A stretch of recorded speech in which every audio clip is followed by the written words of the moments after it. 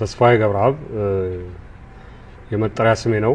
በሞጋሳ ባህል መሰረት ደግሞ በባህላዊው ህግ መሰረት ኦሮሞ ሲሆን የክርስትና ስም እንደሚባለው ገዳ የሚል ስም ተሰጥቶኛል። የፈለከውን መጠቀም ትችላለህ። ስለዚህ እስቲ ስለ ሞጋሳ ስም ንገረኝ። ሞጋሳ ስም የወጣልኝ ገዳ የሚል ነው። ገላን የሚል እንደ አማራጭ ቀርቦ ነበረ። በአካባቢው በነበረው ድምጽ ብልጫ ቀን ገዳ የሚለው ተመርጧል። በርግጥ እኔ አዳአ የሚልም እንደ አማራጭ አቅርቤ ነበረ። አዳአ ግን የጎሳ መጠሪያ ስለሆነ ተቀባይነት አላገኘም። በገዳና በገላን መካከል ነበረ ውድድር የተደረገው። ገላ አሸንፎ ሞጋሳ ባህል መሰረት ገዳ ተብያለሁ። የሞጋሳ ባህል መሰረት ስነ ስርዓቱ በጣም ደስ የሚል ነበረ። መጀመሪያ እናትና አባት ተመረጡልኝ። በአባትነት የተመረጡት ኦቦሉቤ የሚባሉ ሲሆን በእናትነት ደግሞ ብርሃኔ የተባለች ሁለቱም የዋሽንግተን ዲሲ አካባቢ የኦሮሞ ኮሚኒቲ የታወቁ አባላት ናቸው። ይሄ መረጣው ካለቀ በኋላ 5 ጊዜ ወተት እንድጎነጭ ተደርጓል። 5 ጊዜ ደግሞ ማር እንድልስ ተደርጓል። ከዚያም ግንባሬ ላይ ግራና ቀኝ ጉንጮቼ ላይ አፍንጫዬ ጫፍ ላይ እንዲሁም አገጬ ላይ ቅቤ የኦሮሚያ ቅቤ በመቀባት በመጨረሻ አምባር እዚህ እጄ ላይ በማጥለቅ ኦፊሻሊ ወይም በባህላዊው ህግ መሰረት ኦሮሞነት የተረጋግጧል። ካሁን በኋላ ኦሮሞ ነህ ማለት ነው?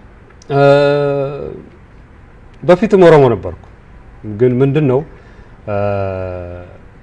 መልስ እንዲሆናቸው ለነሱ መልስ እንዲሆናቸው በህግ ኦሮሞ መሆኔን እንዲያውቁት ያንን ስነ ስርዓት አደረኩ እንጂ እኔ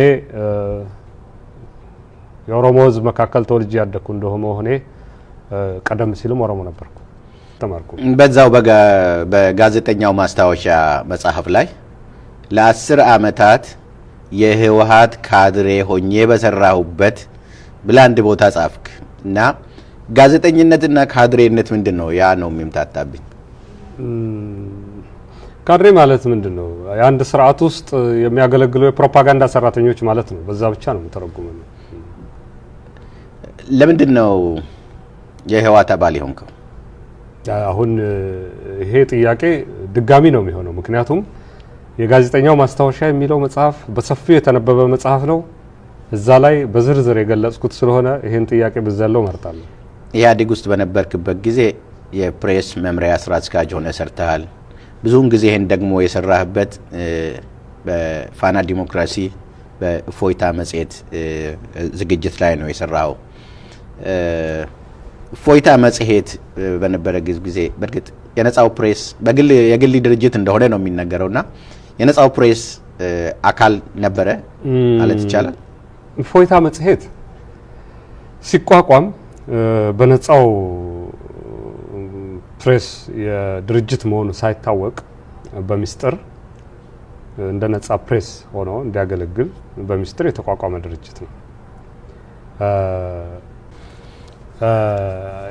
ጸጋዬ ገብረመድህን አዋሽ የሚለው ግጥም አውቅ ነበረ። እንደዚሁ ለኦሮሞ ህዝብ የጻፈው ነው ብዬ ራሴ የተደራሲ መብት በሚላል አዋሽ ዲሲ ይረግመዋል። አንተ እኮ ትልቅ ወንዝ ነህ ይለዋል እና የኦሮሞን ህዝብ ነው አንተ ትልቅ ህዝብ ነው የሚለው የሚመስለኝ ነው ራሴ እና መታሰቢያነቱንም የሰጠው ለገመቹ ቀመሪቲ ነው። እንደሱ ነው ወገደኛ የመጫ ምናምን ይለዋል። እንደገና ቡርቃ ሚል ቃል አለ እዛ ውስጥ። ቡርቃው መጫ ምንጩ ዳዳፍንጩ ውጠተው ጠርጩ ምናምን ይለዋል። ከየት እንደሚያመጣው ራሱ አይታወቅም። ቃሉ ራሱ ኃይል አለው እና አባ መጋል ጠቅላላ የኦሮሞ ስሞች ናቸው እዛ ጋርና ለምን እንደሆነ አላውቅም። ኦሮሞን ከመነሻው ባክብሮት ነው የኦሮሞን ህዝብ የሚቀበለው። እናቴ ኦሮምኛ ትናገራለች። ከኤርትራ ተሰደው ሲመጡ ኦሮሞ መሃል ነው እንትን ያለው። ቤታችን ይመጣሉ። በኦሮምኛ አማርኛ እየቀላቀሉ ያወራሉ። ቅቤ ያመጡልናል። በጣም ደግ ህዝብ ነው። አድናቂዎች አማሮች አሉ።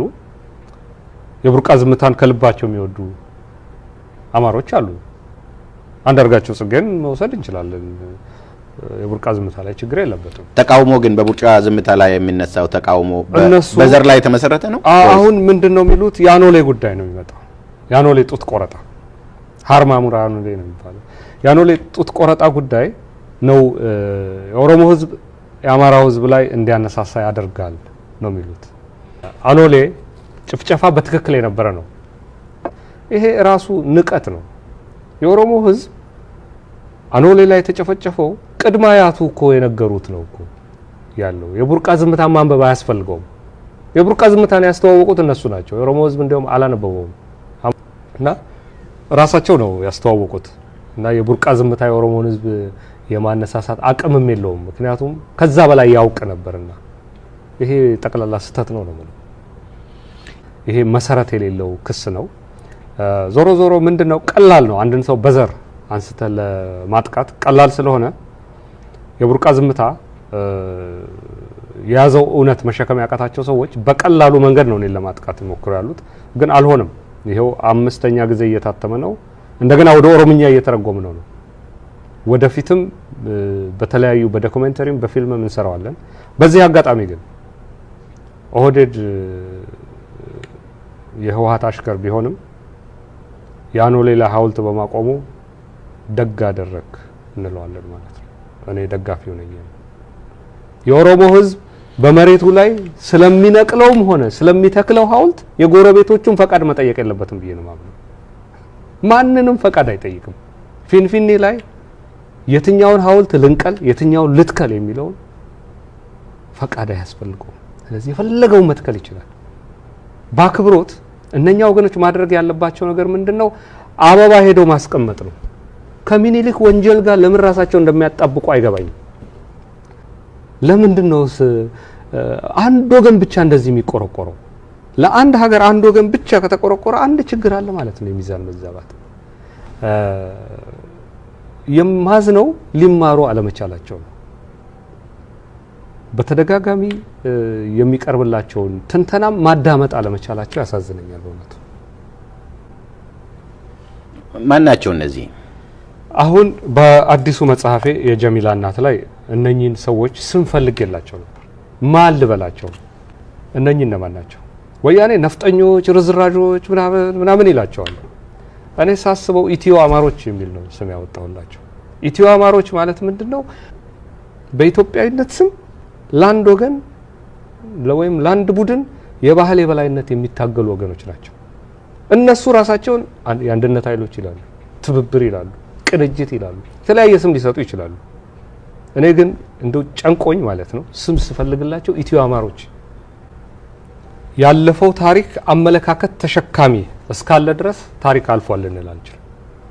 አሉ ሰዎቹ ሞተዋል። የሰዎቹ አመለካከት ተሸካሚዎች ግን አሁን አሉ። ስለዚህ ወራሾቹ ያመለካከት እኛ የልጅ የደም የስጋ ምናምን አይደለም። ያመለካከቱ ወራሾች እስካሉ ድረስ አመለካከቱ ስርዓቱ አለ። አሁን ወደ ዝርዝር ከገባን በጣም አስቸጋሪ ነው። ግን የውሸት ታሪክ የነሱ ታሪክ ነው። እነሱ ገዳ የሚባል ስርዓት እንደነበረ መነሳት አይፈልጉም። ዋቀፈና ጥንቆላ እንደሆነ ይነግሩናል። ኦሮሚያ ከባህር ውስጥ ወጥቶ ወይም ከሌላ ከማዳጋስካር መጥቶ የሰፈረ ነው ይሉናል። እንደዚህ እያሉ የሚሳደቡ ህዝብን የሚሳደቡ ሰዎች ቁጭ አድርገው ስለ ታሪክ ይነግሩናል። እንግዲህ ያው እንደዚህ ያለ ንግግር ከተጀመረ ላለው ነው ደግሞ ጥሩ የሁላችንም ታሪክ እናንሳ። እነሱ የሚሉት ነው። እኛ ደግሞ ምን እንላለን? ቀዳማዊ ሚኒሊክ የሚባል ሰው አልነበረም፣ ተረት ነው። የሰለሞናዊውን አገዛዝ ስርዓት ተረት ጽፎ የሸዋ መሳፍንትን ዘር በፈጠራ እኔ ራሴ ማድረግ እችላለሁ። እንደዚህ እያልን እኛ ማፍረስ ልንጀምር እንችላለን።